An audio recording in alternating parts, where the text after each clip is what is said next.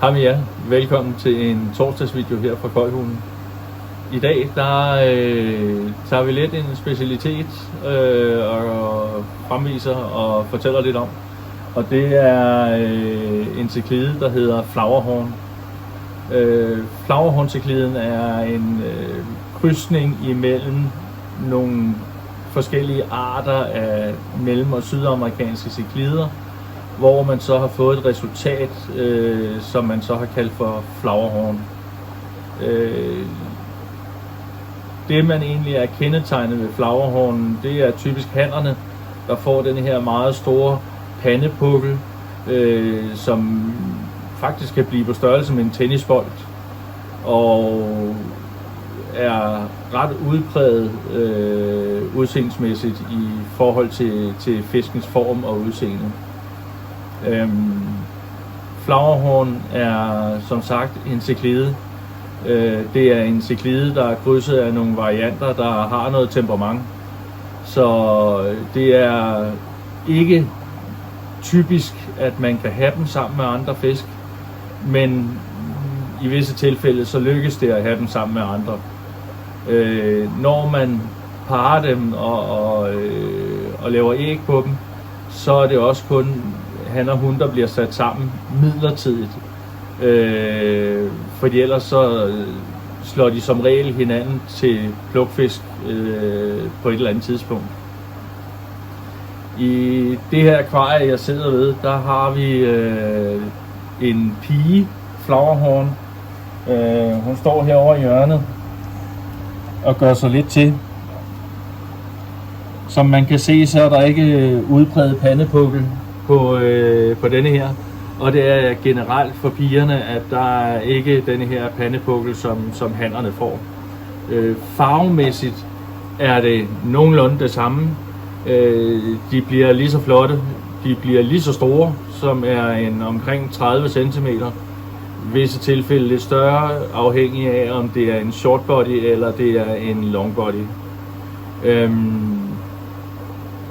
Flowerhornen er desværre også kendt for at have lidt, eller kan have lidt problemer med svømmeblærer og forskellige andre sygdomssymptomer, fordi man har indavlet dem så meget efterhånden, så man mangler noget nyt blod. Det må man så tage til takke med et eller andet sted, at man kan risikere, at ens Flowerhorn, når den er blevet voksen og fuldudvokset og alle tiders fisk, at den så desværre går hen og bliver syg eller mister muligheden for at styre sin svømmeretning. Flowerhornen bliver som sagt en 30 cm, 35 cm, er udpræget aggressiv. De skal have akvarier. Hvis man har en enkelt fisk, kan man tage et akvarie som det vi sidder ved her. Det er på 325 liter. Det er en passende størrelse til en enkelt fisk. Og skal man prøve at have flere sammen, så kan man godt udvide sit akvarie til det dobbelte i hvert fald, hvis ikke omkring 1000 liter. For at give dem noget plads, for at give dem noget svømmerum og for at give dem noget mulighed for at komme væk fra hinanden. Flowerhorn er som sagt en del af de amerikanske ciklider, og generelt er de ret hårdføre. De stiller ikke de helt sindssygt store krav til vandkvalitet. De stiller ikke de helt store krav til temperatur. De kan gå fra en 18-20 grader og op til omkring en 26, 27, 28 grader.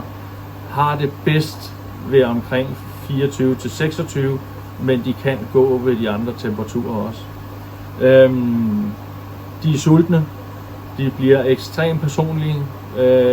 Når man fodrer dem, så angriber de deres foder. De bliver så personlige, så når du kommer hen til dit akvarie, når den har lært dig at kende, så kommer den hen til glasset og op til overfladen for at skal spise. Og de kan sagtens lære at blive håndfodret.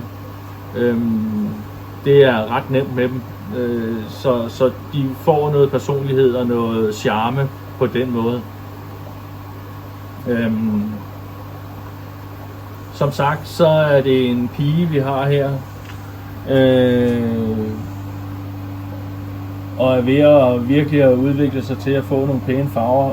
Hun er omkring en 15-20 cm på nuværende tidspunkt, så man skal i hvert fald lægge 10 cm til i længden. Og så er hun kun halvt så høj, som hun bliver. Flowerhorns bliver høje. 20 cm er ikke unormalt for højden på en flowerhorn. De bliver brede. 2,5-3 cm i bredden i hvert fald. Så man skal være klar over, hvad det er, man anskaffer sig, når man skal anskaffe sig flowerhorn. De har lidt en omkostning at anskaffe sig. De ligger typisk for hannerne fra en 700-800 kroner og op efter. Og så kan man så selv lægge 2 og 2 sammen om, hvad udgiften bliver i forhold til at anskaffe sig en flowerhorn. Til gengæld får man en super personlig fisk, som er sjov at fodre, sjov at følge adfærdsmæssigt. Man kan lege med dem, tage fingeren op mod glasset og ligge og køre den, og så jagter de fingeren, når de sådan har vendt sig til ens måde at gøre det på. Man kan gøre det ved hjælp af og inden fodring, og så leger man lidt ved fisken, inden man fodrer. Så vender de sig til det.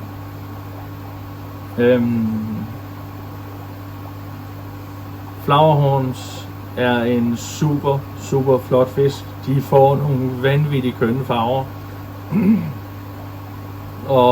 Og det må man bare nyde, så længe man har dem. Der er nogle ekstreme opdrættere rundt omkring i verden, som laver nogle vanvittigt flotte fisk.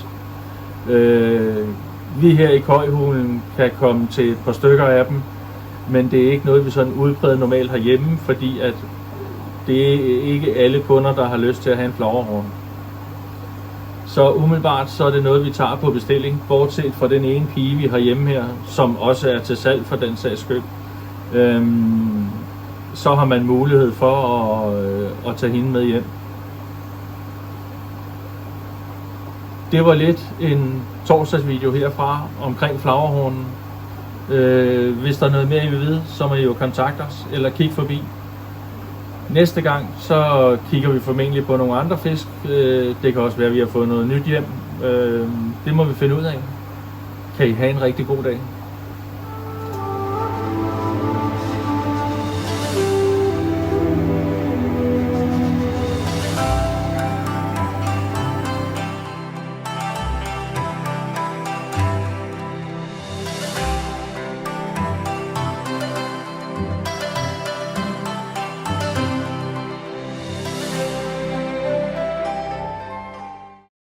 Denne video er lavet i samarbejde med direkte fra Lolland Retro Gaming.